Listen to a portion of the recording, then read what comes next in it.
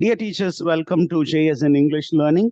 We are with Unit 7 of PGTRB. We are discussing the songs of Sarojini Naidu from the anthology, The Golden Treasury of Indo-Anglian Poetry. So this is the book, and almost all the poems that are prescribed of Sarojini Naidu has been anthologized in The Golden Treasury of Indo-Anglian Poetry.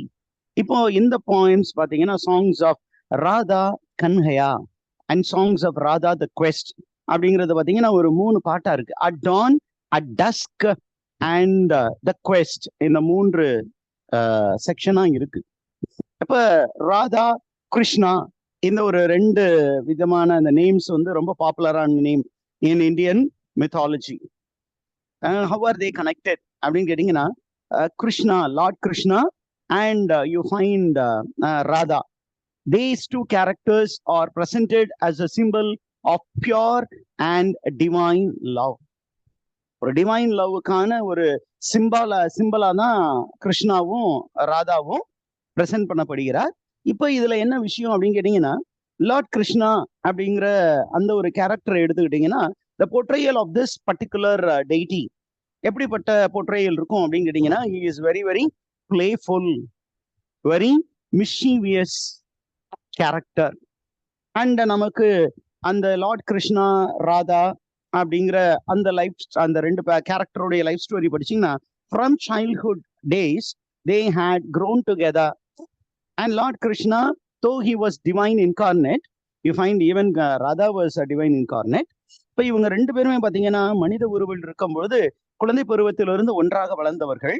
They were comrades, they were playmates, and as they grew up, they happened to become lovers. An intimate bond was there between Radha and Krishna. But Krishna will always try to play hide and seek with Radha. அந்த height and seek game வந்து விளையாடுறதுல அவருக்கு ஒரு அலாதியான பிரியம் உண்டு.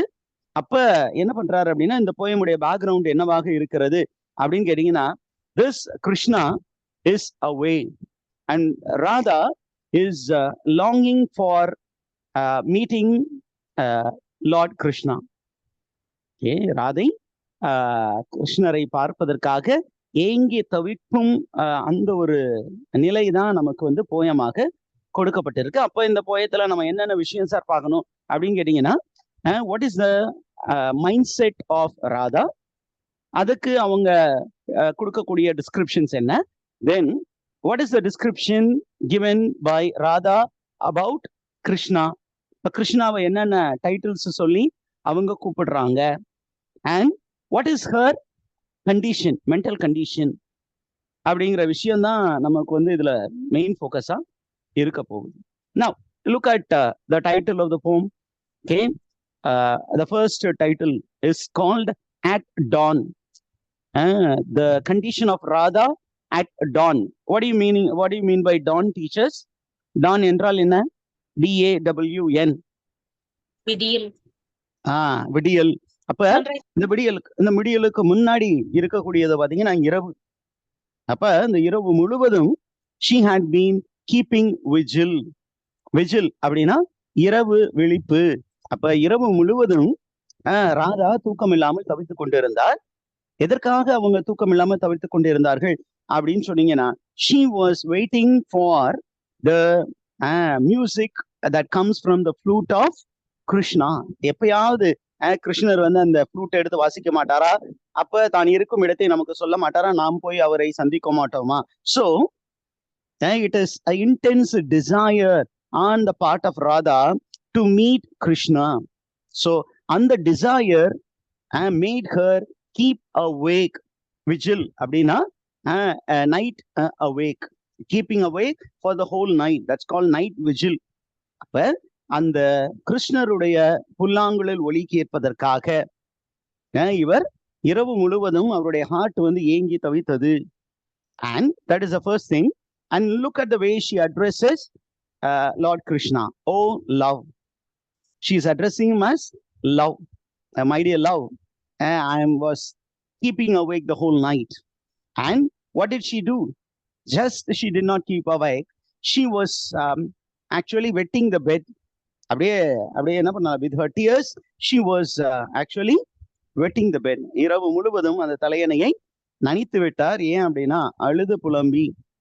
ஏன் அப்படின்னா என்கிட்ட இப்படி ஒரு கண்ணாமூச்சி ஏனடா என் கண்ணா அப்படின்னு சொல்லிட்டு ஒரு பாட்டு பாடுறாங்க. கண்ணாமூச்சி ஏனடா, ஏன் வந்து என் கண்ணுக்கு முன்னாடி நிக்காம இந்த கண்ணாமூச்சி விளையாட்டு விளையாண்டுகிட்டு இருக்கிற அப்படின்னு சொல்லிட்டு அந்த ஐஸ்வர்யா ராய் வந்து அந்த ஒரு படத்துல வந்து ஒரு அழகான ஒரு பாட்டு இருக்கு. அந்த தன்னுடைய காதலன் வந்து தன்னை பார்க்க வராமல் விளையாட்டு செய்யும் பொழுது இவங்க என்ன பண்றாங்க, அப்படியே அழுது புலம்புறாங்க. And now look at the next two lines. Beautiful, a rhetorical question. Okay. Where went thy wanton footsteps wandering? Okay. Where did you go? Your wanton footsteps. இவங்க செல்லமா லார்ட் கிருஷ்ணாவை வந்து திட்டுறாங்க. உன்னுடைய mischievous footsteps எங்கே போயின? Sweet Ghanshyam. Underline the word Ghanshyam. Make a note of the word. The meaning is the appearance of Lord Krishna. Lord Krishna is described as a person who is dark like heavy dark cloud. Rain cloud எப்படி இருக்குமோ அந்த மாதிரி கருமை நிற கண்ணா, கண்ணா கருமை நிற கண்ணா. எங்கயா உன்னுடைய கால்? கால் போன போக்குல எங்க போயிட்ட? Where did you go? This is the simple summary of the first 5 lines. Sorry, 5 lines, 4 lines. So the whole poem is in the form of quatrain. There are several quatrains which make up the poem. A 4-line stanza. Adala and the last 2 pathina it's a question. Lord Krishna is described as sweet Ghanshyam. Ghanshyam teaches dark skinned man. Dark skin like rain. Did you get this idea, teachers? In the idea புரிஞ்சதா?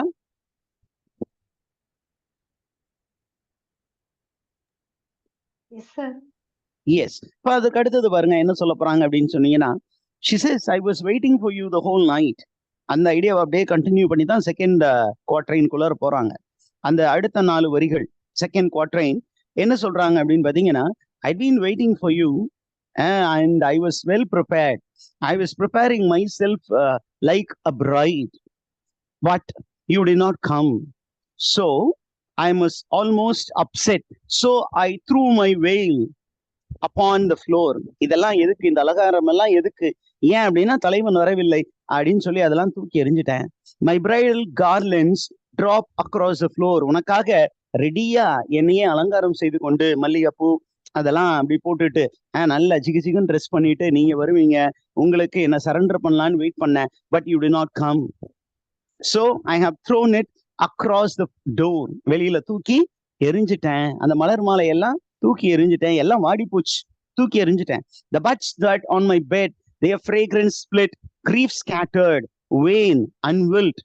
எவ்வளவு தூரம் சொல்றா பாருங்க. I prepared the bed with multicolored flowers, with different fragrant. பலவிதமான மலர்களால் இந்த படுக்கையை அலங்கரித்து வைத்திருந்தேன். அந்த பூக்களிலிருந்து வரக்கூடிய அந்த நறுமணம் என்னாச்சு? They became grief stricken. They have vain and wilt. They have started to die. நான் மட்டும் grief stricken இல்ல, இந்த பூக்கள் எல்லாமே அழுகின்றன. அழுது அழுது பூக்களும் இறக்கும் தருவாயில் உள்ளன. So there is a lot of personification here in second stanza. Okay, we also call it as pathetic fallacy. Pathetic fallacy na enna? தன்னுடைய உணர்வை இயற்கையின் மீது ஏத்தி சொல்வது. Did you get that, teachers? It is called a literary device called personification. First stage, it is called personification. Attributing human feelings and emotions to a non-abstract element, that is called personification. Second one is when you make nature act like human being, then it is called pathetic fallacy. இந்த ரெண்டு concept புரிந்ததா? Yes, sir. Okay. அதற்கப்புறம் பாருங்க, look at the way she addresses Lord Krishna in the third quarter in beginning. She calls him as the flute player. Okay. Oh, flute player. Lord Krishna is addressed as a flute player, and the literary device, என்னன்னு சொல்லுவோம்? It is called apostrophe, direct address. Okay, apostrophe, direct address to somebody, apostrophe. How quick dost thou tire? You have become weak of thine own gladness and thine own desire. என்ன சொல்றாங்க? Earlier you were very glad, you were very desirous, but I don't know why you have become so tired. நீ ரொம்ப tired ஆயிட்டியா? Are you not ready for the game of love? I was waiting for you to play that game, but are you tired? உன்னுடைய desire அவ்வளவுதானா? எல்லாமே முடிஞ்சுச்சா அப்படின்னு ஒரு question கேட்கிறாங்க. Come down. Couldn't thou not find upon my sheltering breast thy rapture and thy rest? So it's again a rhetorical question. First stanza endல ஒரு rhetorical question. Third stanza உடைய endலையும் ஒரு rhetorical question. என்ன சொல்றாங்க அப்படின்னா, நீ பல இடங்களுக்கு அலைந்து திரிந்து கொண்டு இருக்கக்கூடிய நபர். Why don't you come and find shelter in my breast? நான் வந்து தோள் கொடுக்க காத்து கொண்டு இருக்கிறேன். Why don't you come and rest on my breast, on my shoulder, where you will experience rapture. Rapture means happiness. உனக்கு சந்தோஷத்தை தருவதற்காக நான் காத்து கொண்டு இருக்கிறேனே, அதே நேரத்துல உனக்கு நிம்மதியை தருவதற்கு, உனக்கு கொஞ்சம் ரெஸ்ட் தருவதற்கு காத்துக்கிட்டு இருக்கேன். ஏன் அப்படின்னா, you are the divine being, you must be busy doing lot of work. உனக்கு ரெஸ்ட்ங்கிறது வேண்டாமா? உனக்கு ரெஸ்ட் கொடுக்கறது தானே என்னுடைய வேலையை, மனைவியாக என்னுடைய வேலை. I am waiting for you. Why don't you come and rest அப்படிங்கிற ஒரு விஷயம் தான் தேர்ட் ஸ்டான்ஸாவுடைய எண்ட்ல ஒரு rhetorical question which is asked for somebody to think but doesn't wait for a reply. அதுதான் நம்ம rhetorical question னு சொல்றோம். Are you following that these things, teachers?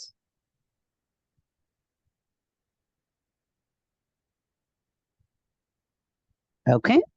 அப்ப அடுத்தது பாத்தீங்கன்னா, we are going to stanza number 4.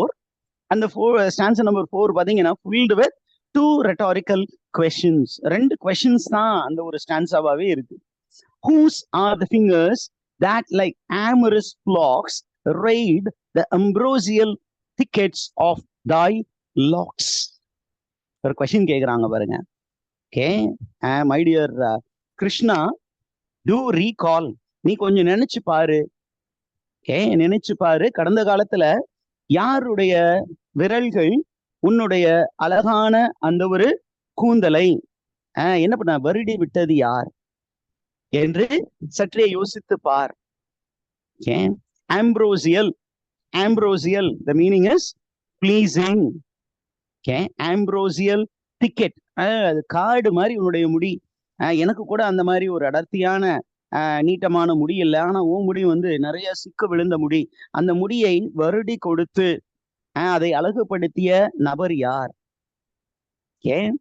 Like அந்த fingers வந்து எதுக்கு ஒப்பிடுறாங்க பாருங்க. there is a simile. The fingers of Radha is likened to, is compared to amorous flocks. Amorous means love filled flocks, love filled animals. flocks அப்படின்னா பேர்ட்ஸ்ன்னு எடுத்துக்கலாம், அனிமல்ஸ்ன்னு எடுத்துக்கலாம். என்ன அப்படின்னு கேட்டீங்கன்னா, ஒரு அடர்ந்த காட்டினுடைய நுழைந்து அங்க இருக்கக்கூடிய சிக்கல்களை நான் எடுத்து விட்டேன்ல, அதை நீ மறந்துட்டியா? அப்படின்னு ஒரு கேக்குறாங்க. So she wants Lord Krishna to think about the past, how they were so intimate, how she was so loving towards him, how she was giving lot of pleasure to him. அடுத்தது வருங்க. whose lips that smite with sudden drought, the garden of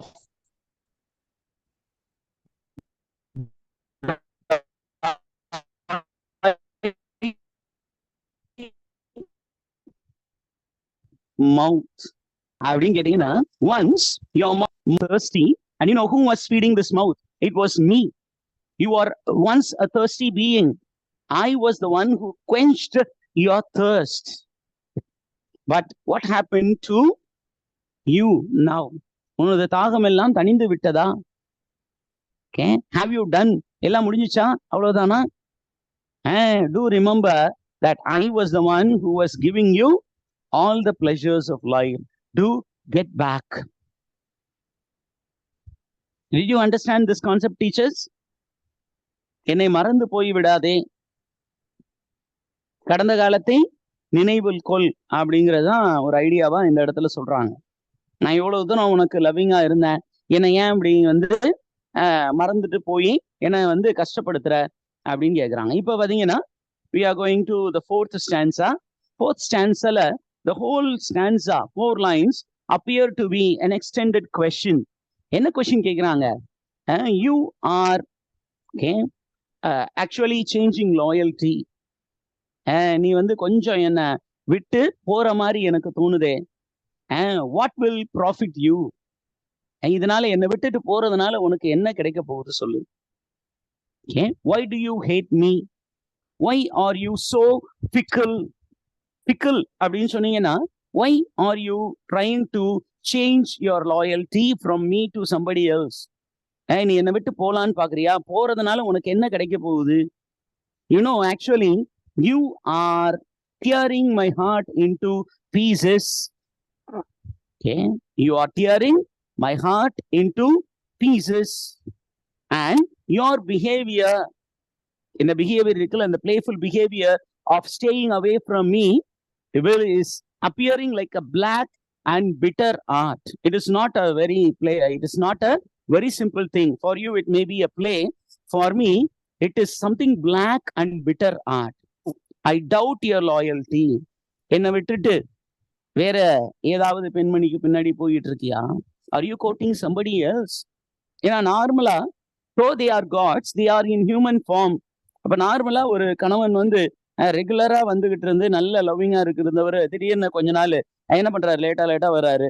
அப்புறம் கொஞ்ச நாள் ஒரு he doesn't come regularly to home and doesn't speak so lovingly. Then the girl starts suspecting the loyalty of the husband. The same feeling is experienced by Radha. Okay, and then she is trying to convince him by telling how she suffers in the last stanza. Without thy loveliness, நீ என்ன love பண்ணலனா, my life is dead. நான் செத்து போனது மாதிரி எனது வாழ்க்கை உயிரற்றதை போன்றது. Okay, now she is going to speak about her life. Life பத்தி சொல்றார். Love like a lamp with golden oils unfed. நான் ஒரு நெருப்பில்லாத ஒரு விளக்கை போல ஆகிவிடுவேன். Though I am a golden lamp, without oil, without fire, I will be useless. So without you, I will become useless. So please get back. Make me useful by your presence. Please get back, my dear king. Don't go away. Don't desert me. The pain of separation and the fear of abandonment, that is the theme of the first section of the poem, titled Dawn. Did you understand this concept, teachers?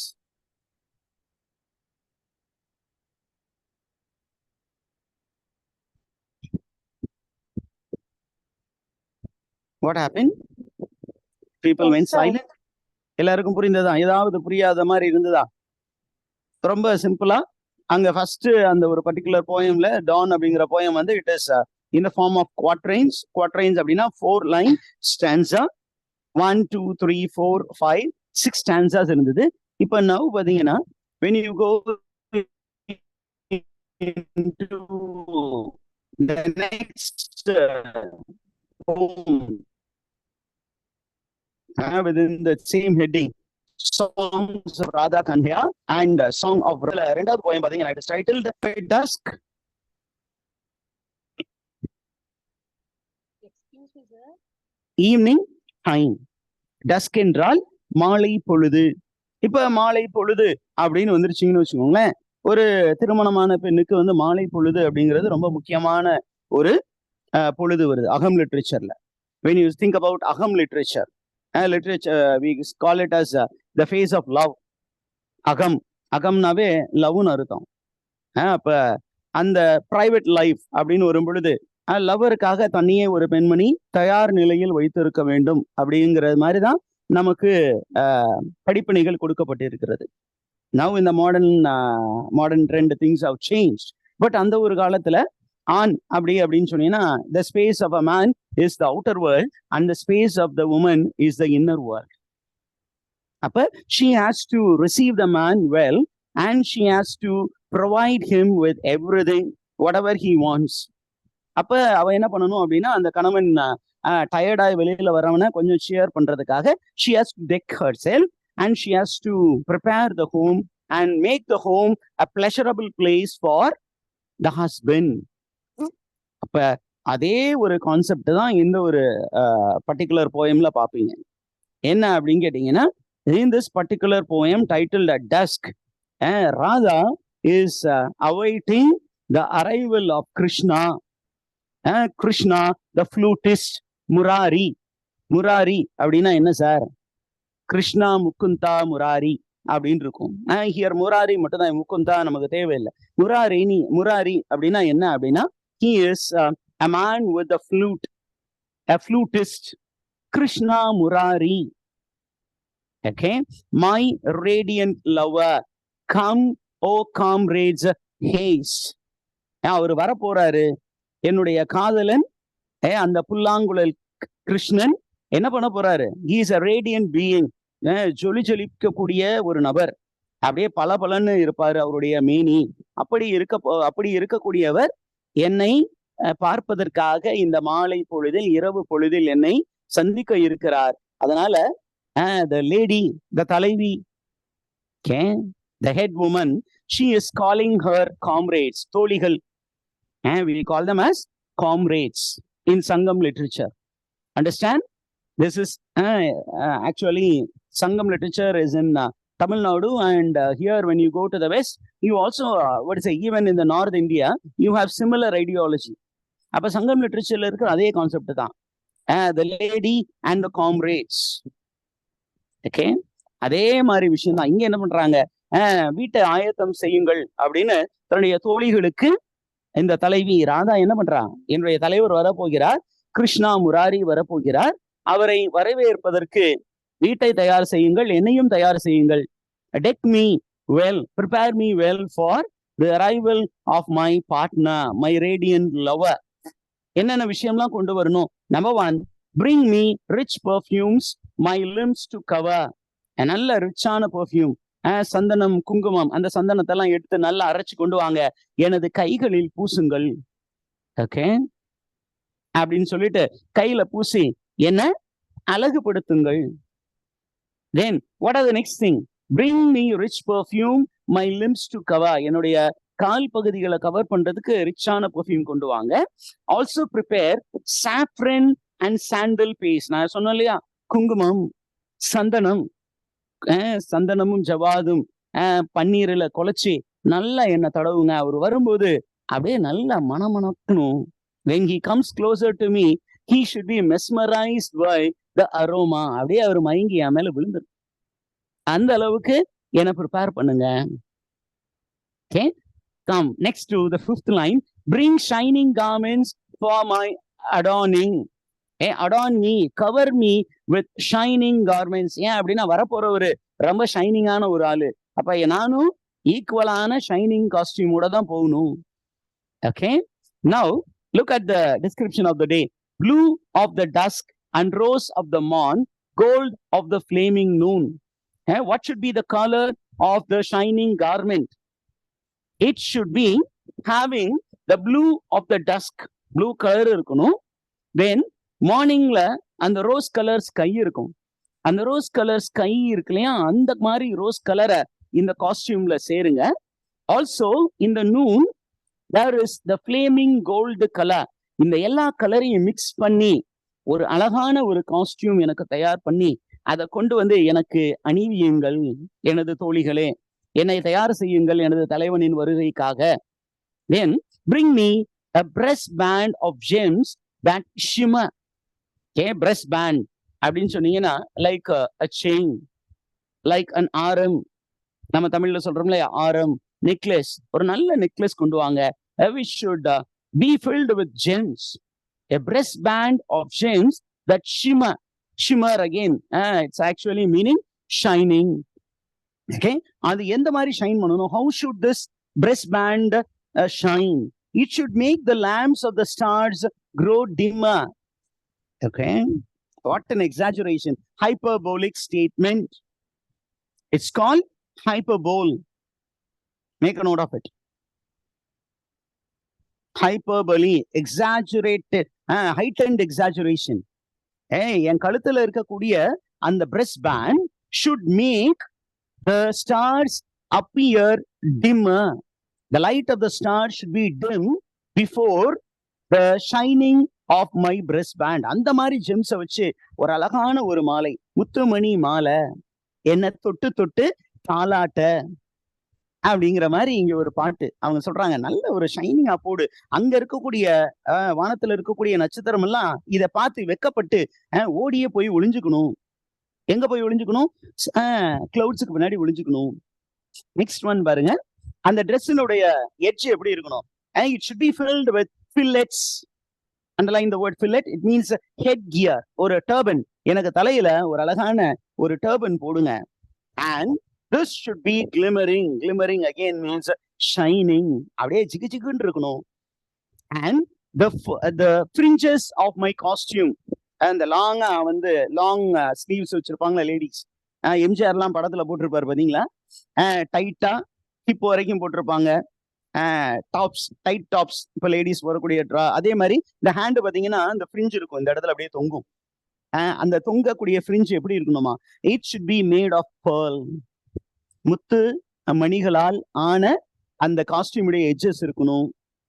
And these pearls, which form the fringe and the fillet, அதுவும் முத்துமணியால இருக்கணும். These should shame the Sarvan moon. What is this Sarvan moon? Okay, underline the word Sarvan moon. What do you mean by Sarvan moon? அப்படின்னா you need to make a note. It is called, Sarvan moon is called the 22nd lunar mansion of the moon. And it is called Thiruonam Nakshathiram. Thiruonam. Sundaran நீயும் சுந்தரி நானும் சேர்ந்திருந்தால் திருவோணம். எங்கேயோ கேட்ட மாதிரி இருக்குல்ல teachers? Thiruvonam. that is the lunar moon. அந்த lunar மூனே என்ன பண்ணணும்? என்னுடைய காஸ்டியூமை பார்த்து வெக்கப்படணும். ஏன் வெக்கப்படணும்? that it is not able to be so shining as the pearls in the fillet and fringes. இந்த பெண்மணி போட்டு இருக்கக்கூடிய அந்த தலையில இருக்கக்கூடிய பேண்ட், அதுல இருக்கக்கூடிய பேர்ல்ஸ் மாதிரியும் அவளுடைய கார்மெண்ட்ல இருக்கக்கூடிய அந்த எட்ஜஸ், அதுல இருக்கக்கூடிய பேர்ல்ஸ் மாதிரி நம்மளால ஷைன் பண்ண முடியலையே அப்படின்னு the 22nd lunar moon, that is Thiruvonam, should feel ashamed. அந்த அளவுக்கு என்ன ப்ரிப்பேர் பண்ணுங்க. See, such a lot of personification. We call it as hyperbolic statement. Prepare me with to appear like such a beautiful person, so that my Krishna Murari will be very pleased. ஒரு please பண்ணணும். Please பண்றதுக்கு என்ன பக்காவா தயார் பண்ணுங்க. இப்ப பாத்தீங்கன்னா எல்லாமே ஆர்டிபிஷியலான விஷயங்கள் சொல்லிட்டாங்க. எல்லாமே ஜெம்ஸ பத்தி சொல்லிட்டாங்க. Now going to the second stanza. என்ன சொல்றாங்க பாருங்க. Again the same refrain. Krishna Murari, my radiant lover cometh. Now earlier she was telling comrades. Now ஒரு ஸ்டேஜ் மேல போய் என்ன சொல்றாங்க? ஓ சிஸ்டர்ஸ். இப்ப தன்னுடைய தோழிகளை வந்து சிஸ்டர்ஸ்னு கூப்பிடுறாங்க. ஏன் அப்படின்னா அப்ப அப்படி சொன்னாதான் அவங்க கொஞ்சம் வேலையை சீக்கிரம் செய்வாங்க. O sisters spread buds and ripe blossoms in couch to cover, prepare the bed for my lover. நானும் அவரும் ஒன்றாக இருக்கக்கூடிய மஞ்சனையை பூக்களால் அலங்கரியுங்கள். என்ன மாதிரி பூ? சில்வர் அண்ட் வெர்மைல் ரெட், நல்ல டார்க் ரெட் பூ, சில்வர் கலர் பூ, அது எல்லாத்தையும் அந்த பெட் ஃபுல்லா இறப்புங்க. ஏன்னா என் காதலனுக்கு அந்த மாதிரி பெட் இருந்தாதான் பிடிக்கும். With the flowering branches, the doorways are darkened. Is that his flute call? Is that his flute call? Sisters, hearken. இப்ப அப்படியே பேசிக்கிட்டே இருக்கும்போது என்ன சொல்றாங்க? அங்க பாருங்க தொலைவுல I hear a sound. Is it the sound of the flute? I think it is the flute song. I think Krishna Murari, my lover, the radiant lover, the flutist, okay, புல்லாங்குழல் கண்ணன் வந்து விட்டார் போல இருக்கிறது, அவர் தானா அப்படின்னு கேக்குறாங்க. ஆனா அடுத்த லைனை பாத்தீங்கன்னா the reply that should have come, we have to read between the lines. அவங்க சொல்றாங்க இல்ல அது மரம் உரசுவதால் ஏற்படக்கூடிய ஒளி. அப்படி சொன்னோன்னா the heart of Radha is again disturbed. அவங்க சொல்றாங்க why tarrieth he so long? நேரம் ஆயிடுச்சே, 9 மணி ஆயிடுச்சு. ஓகே, அவர் 6 மணிக்கே வரேன்னு சொன்னாரு. நான் ரெடியா இருக்கேன், தேவையான விஷயம்லாம் வாங்கிக்கிட்டு வரேன், உனக்கு பிடிச்ச அந்த அல்வா வாங்கிட்டு வரேன், மல்லிகைப்பூ வாங்கிட்டு வரேன் அப்படின்லாம் சொன்னாரு. இன்னும் காணமே, மணி 9 ஆயிடுச்சே. Why is he lagging so long? Tarrieth, why is he delaying so long? அப்படின்னு சொல்லிட்டு look, she describes the disturbance in her heart. Oh, like a leaf that my shy heart shiver. என்னுடைய ஹார்ட் வந்து எப்படி வந்து அப்படியே துடிக்குது அப்படின்னா, it is shivering like a leaf. ஒரு இலை வந்து எப்படி காற்றில் துடிக்குமோ அப்படியே அப்படியே ஆடிட்டு இருக்கும் காத்துல, அந்த மாதிரி என்னுடைய இதயம் துடித்து கொண்டு இருக்கிறது. என் இதயம் இதுவரை துடித்ததில்லை, இப்போ துடிக்கிறதே. நம்ம கவிஞர்லாம் எழுதுறது அந்த காலத்திலேயே அழகா எழுதி வச்சிருக்காங்க சரோஜினி நாயுடு. இதுவரை இவ்வாறு துடித்ததில்லை, இப்ப பட்டப்பட்டன் இருக்குதே. ஏன் ஒரு லேட்டா வர்றாரு, ஏன் இவ்வளவு லேட்டுன்னு தெரியலையே. நெக்ஸ்ட் ஒன், மை limbs, என் கை கால்லாம் உதற ஆரம்பிக்குது, லேட் ஆயிட்டாரு, ஏன்னு தெரியல. How does it quiver? Quiver means shake. Quiver, Q-U-I-V-E-R. My limbs have become weak and they are shaky. How? Again a comparison. Like a wave. ஒரு வேவ் வந்து எப்படி அப்படி அலை வந்து குவைவர் ஆகிட்டு இருக்குமோ தண்ணியில, காத்துல அப்படி மேலும் கீழுமா போயிட்டு வருமோ, அந்த மாதிரி. Okay. Now look at the next two lines. When I read these 2 lines, I was reminded of Edmund Spencer. எங்கேயோ இந்த விஷயம் பார்த்திருக்கோமே. Softly, softly, Jamuna river, sing thou a bridal song. Prothalamianல sweet themes run softly till I end my song. அங்க வேற யாருக்கோ அவர் பாட்டு பாடினாரு. இங்க என்ன சொல்றாங்க? She is inviting the Jamuna river not to make much noise, but to sing softly. Sing a soft, be soft, because already my mind is disturbed. It is making a lot of noise because my lover is a bit delayed. The night has arrived, but I am expecting my lover to come to bed, but he has not come. So I am disturbed. So please sing a superb bridal song, but don't sing it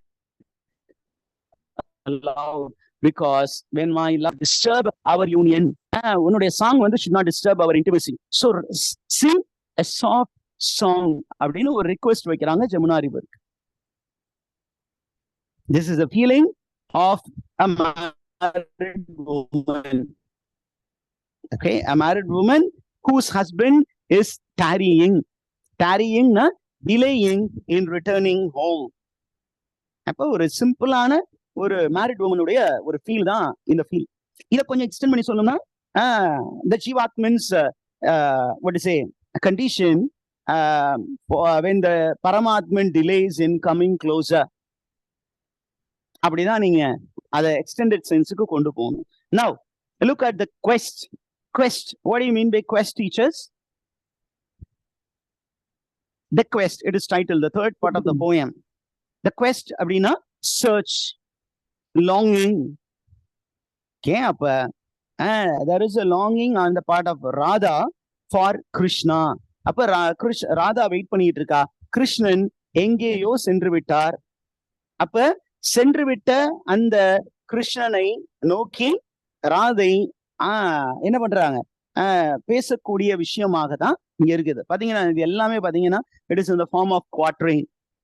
ஃபுல்லாமே வெறும் quatrain தான், double line stanza. தனித்தனியா எல்லாமே பாத்தீங்கன்னா ஒவ்வொன்றுமே rhetorical question தான். My foolish love when seeking thee at dawn, crying, oh wind, where is Kanhaya gone? இப்போ ஒரு soul, a ignorant soul.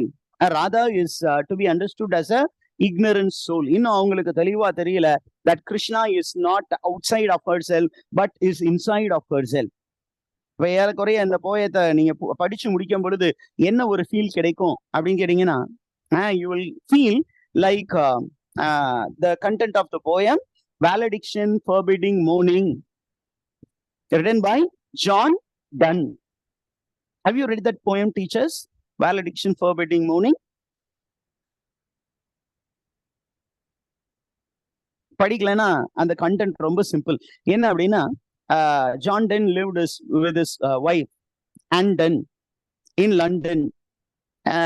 It was a love marriage. அவங்க ரெண்டு பேரும் ஓடி போய் திருமணம் பண்ணிக்கிட்டாங்க. அதுக்கப்புறம் அந்த லைஃப்ல நிறைய காம்ப்ளெக்சிட்டி வந்தது. They had several children and they lived a very poverty stricken life. இது ஒரு சைடு இருந்தாலும், when John Donne was moving out to Europe, ஒரு யூரோப் டூருக்கு போகும் பொழுது அப்ப அவருடைய ஒய்ஃப் என்ன பண்ணாங்க, she was all in tears. அழுது புலம்பக்கூடியவங்களா இருந்தாங்க. ஏன் அப்படின்னா இட் வாஸ் வேலடிக்ஷன். ஏன் அப்ப அவர் என்ன பண்றாரு அப்படின்னு கேட்டீங்கன்னா, இவர் போயிட்டாருன்னா திருப்பி வருவாரா வரமாட்டாரா? ஏன்னா இவர் ரொம்ப ஹேண்ட்ஸமான மேன் அண்ட் அவர் ஒரு கலா ரசிகன். ஒருவேளை அங்க யூரோப்ல போனா, Europe is a place where there were many beautiful women. யாராவது ஒருத்தர் இவரை ஹூக் பண்ணிட்டாங்கன்னா என்ன பண்றது, நம்மளை மறந்துட்டாருன்னா என்ன பண்றது அப்படின்னு அந்த மனதெல்லாம் அவங்கள்ட்ட ஓடிட்டு, lot of fears were there in the mind of the woman. So she started weeping. அப்ப there was John Donne who wrote a poem called Valediction Forbidding Mourning. Don't cry. We are two people, but we are like one soul. We are like the two ends of a compass. Our souls have become one, like the nut which is tightening the two ends of a compass. அது ஒரு பயங்கரமான metaphysical poem. நான் அங்க போனாலும் I will be always rotating around you. You are the main fulcrum. You are the main arm. உன்னை சுத்தி சுத்தி தான் வருவேன். நான் எங்கேயும் ஓடி போயிட மாட்டேன். நான் அங்க இருந்தாலும் என்னுடைய உடல் மட்டும்தான் அங்க இருக்கும், என்னுடைய உள்ளம் உன்னோடே இருக்கும் அப்படின்னு சொல்லி ஒரு ஆறுதல் சொல்வதாக அந்த ஒரு கவிதை. அதே மாதிரிதான் இங்க பாத்தீங்கன்னா அந்த அம்மா வந்து ரொம்ப இக்னரண்டா இருந்த மாதிரி. Radha is foolishly in love. She is not a realized being. அப்ப என்ன பண்றாங்க, தன்னுடைய அறியாமையில் என்ன பண்ணிருக்காங்க, அதிகாலையில் she was crying and she was asking the wind, oh wind, where is Kanhaya gone? First thing is she is asking the wind, oh காற்றே, தென்றல் காற்றே கொஞ்சம் நில்லு, அங்கே சென்று என் அன்பை சொல்லு, தனிமை தவிக்குது அப்படின்னு சொல்லி ஒரு படத்துல பாடல் இருக்கிற மாதிரி இங்க பாத்தீங்கன்னா, there is a lady who is asking the wind, where is Kanhaya gone? Where is Krishna gone? எனக்கு சொல்லு. Then வந்து விண்ட வந்து கேக்குறாங்க, கண்ணையா எங்க போயிட்டாரு எனக்கு சொல்லு, அவர் எங்க இருக்காருன்னு எனக்கு வந்து சொல்லு அப்படின்னு அழுது புலம்பிக்கிட்டு இருக்காங்க. அடுத்தது பாருங்க, I question that noonrise the forest glade. Okay, I question that noonrise the forest glade, rest my sweet lover in thy friendly shade. நான் என்ன பண்றேன், மதிய நேரமானவுடன் அந்த ஃபாரஸ்ட்ல இருக்கக்கூடிய அங்க இருக்கக்கூடிய ஷேட், அந்த ஷேடு கிட்ட கேட்டேன், ஒருவேளை என்னுடைய காதலன் உன்னுடைய நிழலில் வந்து ஜாலியா படுத்து தூங்கிட்டு இருக்காரா அப்படின்னு சொல்லிட்டு I asked in a state of ignorance. Then at dusk, இரவு வந்தவுடன், மாலை நேரம் வந்தவுடன், I pleaded with the dow gray tides, oh tell me where my flute player abides. Do grey tide. Do grey tide. The reference is to the waves. Do அப்படின்னா அது வெள்ளை நிறமும் grey நிறமும் கலந்த அந்த ஒரு கடல் அலைகளிடம் நான் போய் கெஞ்சி கேட்டுக்கிட்டேன். நீங்களாவது எனக்கு பதில் சொல்லுங்க. என்னுடைய ஃப்ளூட் பிளேயர் கிருஷ்ணா முராரி எங்க இருக்காரு? எந்த வீட்டுல இருக்காரு? வேற யாராவது லேடியோட இருக்கிறாரா? இல்ல எங்கேயாவது வழி தெரியாம எங்கேயாவது ஒரு இடத்துல தியானத்துல இருக்கிறாரா? அப்படின்னு எனக்கு சொல்லுங்க அப்படின்னு நான் போய் கேட்டேன். But look at the next thing. When I asked all these people, what was the reply that came to them? Dumb were the waters, dumb the woods, the wind, everybody was dumb. Nobody gave a reply because they knew not where my playfellow to find. And my playfellow is Lord Krishna. He is my playmate. The Paramatma. Paramatma is the playmate of the Jivatma. Matra ellarume, they are not playmates. They are only passing elements. அப்ப இந்த பரமாத்மாவை நீ கண்டு கொள்ள வேண்டும் என்றால், even if you go to all the elements of the earth, the elements of the earth சொல்றோம் இல்லையா, நீர், நிலம், ஆகாயம், காற்று, இவைகளிடம் கேட்டால் we will not get a convincing answer from them. Okay, அதுதான் அங்க சொல்லியிருக்காங்க. அடுத்தது பாருங்க. Then like a boat that rocks from keel to அதுக்கு முன்னாடி I bowed my weeping face upon my palm. நான் என் கண்ணை கையை எடுத்து அப்படியே மூஞ்ச கையில வச்சு குமுறி குமுறி அழுதேன். கன்ஷயாம் நீ எங்க இருக்க? கருமை நில கண்ணா எங்கே போய்விட்டாய்? உன்னை நான் பார்க்க முடியவில்லையே அப்படின்னு I cried. And what happened? When I was crying, I heard a laughter. Okay, where did the laughter come from? The laughter came from within the heart of Radha, and the whole heart was shaking. How? Shaking like a boat that rocks from keel to rafter. அப்படின்னா one end to the other end. ஒரு boat ஒரு எண்டுல இருந்து இன்னொரு end அப்படி குலுங்கி குலுங்கி ஆடுவதை போல இந்த ஹார்ட், ராதாவுடைய ஹார்ட்டுக்குள்ளார இருந்து ஒரு லாஃப்டர் அப்படியே இடுப்புல கை வச்சு அப்படின்னு உள்ள யாரு நிக்கிறான்? கிருஷ்ணர் உள்ள இருந்து பயங்கரமா சிரிக்கிறார். Thou dost thou mock me with thy tender malice, like nectar bubbling from my own heart's chalice. ஏன் இந்த ஓடி விளையாண்டு கேம் விளையாடுற? You could have very well said, I am here within your heart, but you never told that. Okay, so Lord Krishna appeared like nectar bubbling from the heart of Radha. உள்ள இருந்து பொங்கக்கூடிய ஒரு wine போல அவர் உள்ள இருந்து பொங்குறாரு. அப்ப ஏங்க என்னை போட்டு இப்படி பாடா படுத்துறீங்க? நான் இங்கதான் இருக்கேன்னு சொல்ல வேண்டியதானே அப்படின்னு செல்லமா Radha is asking Krishna. Now, what is the reply? Thou saidest, O faithless one, self-slain with doubt, why seekest thou my loveliness without? Now, Krishna is chiding Radha. He is scolding. அவர் ராதாவை ஸ்கோல்ட் பண்றாரு. என்ன சொன்ன? You called me faithless, right? Am I faithless or are you faithless? உனக்கு என் மீது நம்பிக்கை இல்லையா? நான் கொஞ்சம் லேட்டா வந்துட்டா நான் வேற ஒரு பொண்ணோட போயிட்டேன்னு அர்த்தமா? Oh faithless, you are a person who doubted yourself. நீ என்ன உண்மையாலுமே லவ் பண்ணியிருந்தா நான் உன்னை எவ்வளவு தூரம் லவ் பண்றேன்னு உனக்கு தெரிஞ்சிருக்கும்ல. இப்ப என்ன டவுட் பண்றது? உன்னை டவுட் பண்றது மாதிரி தானே. So why were you paining yourself with doubt? Okay, why seekest thou my loveliness without? Why do you seek me outside of yourself? Seek me within. கடவுளை தேடி போகும் பொழுது we should not go in the exterior, we should go in the interior. He is speaking about interior journey. கடவுளை தேடும் பொழுது எங்க தேடக்கூடாது அப்படின்னா வெளியில தேடாதீங்க, உங்களில் தேடுங்கள். The kingdom of God is here amidst you. Amidst you அப்படின்னா it is not outside, it is inside. It is a heart which is a dwelling place of Lord Krishna. And ask us wind or wave or flowering dell, the secret that within thyself doth dwell. உள்ள இருக்கக்கூடியத ஏன் வெளியில போய் கேட்டுட்டு இருக்க? ஏன் வெளியில போய் தேடுற?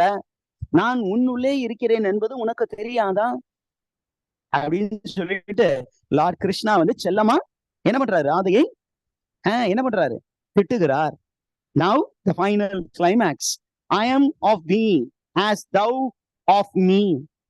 I and you are not two different elements. We are one and the same. I am a part of you. உன்னில் நான் பாதி, என்னில் நீ பாதி. இது உனக்கு தெரியாதா? நீ பாதி நான் பாதி அன்பே அப்படின்னு சொல்லி ஒரு பாட்டு பாடுறாரு. Look for me in the mirror of thy heart. என்னை பத்தி என்ன தேடணும் அப்படின்னா வெளியில தேடாத, உனக்குள்ளார தேடு. உனக்குள் இருக்கும் என்னை தேடு. எனக்குள் இருக்கும் உன்னை நான் எப்பொழுதுமே கண்டுகிட்டேன். ஆனா உனக்குள்ள நீ என்னை இன்னும் கண்டுபிடிக்கல. அப்ப don't search for me outside. Don't search for me in the nature. Search for me within your heart. I reside in your heart. So, what is the residence of Lord Krishna? Give me an answer, teachers. Her heart. The heart of Radha. So, in an extended sense, where is the residence of the Paramatma? The heart of Jivatma. ஜீவாத்மாவுடைய அந்த ஒரு heart தான் பரமாத்மாவுடைய dwelling place. And ஜீவாத்மாவும் பரமாத்மாவும் வேற வேறையா அப்படின்னா வேற வேற இல்ல. நாம் கடவுள் நம்ம பக்கத்துல இல்லைன்னு நம்ம தான் நினைச்சுக்கிறோம். That is the state of ignorance. Okay, அவித்யா அப்படின்னு சொல்றோம். ஆனா உண்மை என்ன அப்படின்னா கடவுள் எப்போதும் நம்மை விட்டு வெளியே செல்வதில்லை. நமக்குள்ளாரதான் அவர் ஜாலியா என்ன பண்ணியிருக்காரு, கால் மேல கால் போட்டு என்ன இவன் நம்புறானா இல்லையா, என்ன இந்த பொண்ணு நம்புதா இல்லையா அப்படின்னு வெயிட் பண்ணி பாக்குறாரு. If you have the strong belief that God is within you, he will be always with you and you will experience bliss. Otherwise you will be reeling in self doubt. That is the concept of the poem. We have completed this poem, teachers. We will now complete this video, wind up this video.